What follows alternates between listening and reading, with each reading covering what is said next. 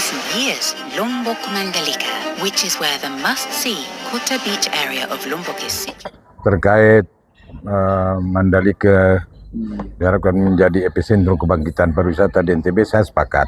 Tetapi yang tidak boleh terlupakan lalu kemudian adalah bagaimana kemudian membangun pariwisata NTB ini tidak semata hanya Mandalika, tetapi harus terintegral dengan daerah wisata mencakup NTB baik dari Ujung Sape sampai Ampenan, gitu kan. Jadi kita sepakat, dan penanganan persoalan pariwisata bukan semata menjadi tanggung jawab dinas pariwisata, tapi banyak OPD yang juga harus terlibat di dalamnya. Contoh kecil misalnya bagaimana perindustrian perdagangan menangani UKM, dinas koperasi dan lain sebagainya. Di samping itu, kalau mau membangun pariwisata harus dipikirkan juga bagaimana konsep di dalam RPJMD terkait dengan MAIS dan keterhubungan antar daerah wisata yang lain.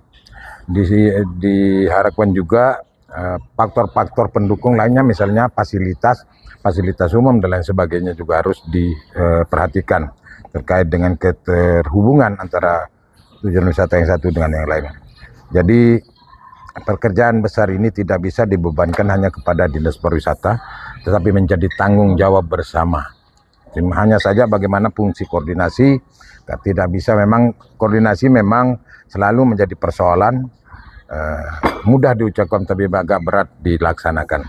Sekali lagi bagaimana juga kemudian keterlibatan kami sebagai bentuk keterlibatan DPRD, mulai di eranya TGB misalnya, kami lahirkan Perda nomor 2 tahun 2016 menyangkut pariwisata halal.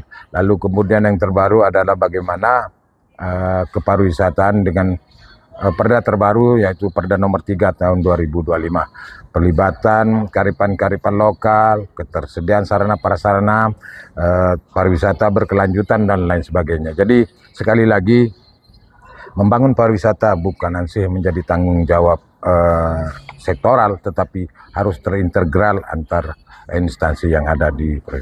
Dan yang terpenting adalah lalu kemudian kalau di RPJMD itu menitik beratkan fokus atau katakanlah unggulannya adalah kemudian di sektor pertanian dan ketahanan pangan, lalu ada pariwisata di situ. Nah, untuk mencapai atau menghasilkan tujuan yang ingin dicapai, tentu yang tidak bisa dilupakan adalah bagaimana kemudian intervensi anggaran. Bagaimana mau bekerja kalau kemudian pensi anggarannya tidak ada. Jadi sekali lagi, ini adalah kerja besar untuk mengembalikan dunia pariwisata NTB. Saya kira seperti itu. Tadi salah satu keluhan dari PHRI sampai hari ini okupansi hotel masih sangat rendah sekali.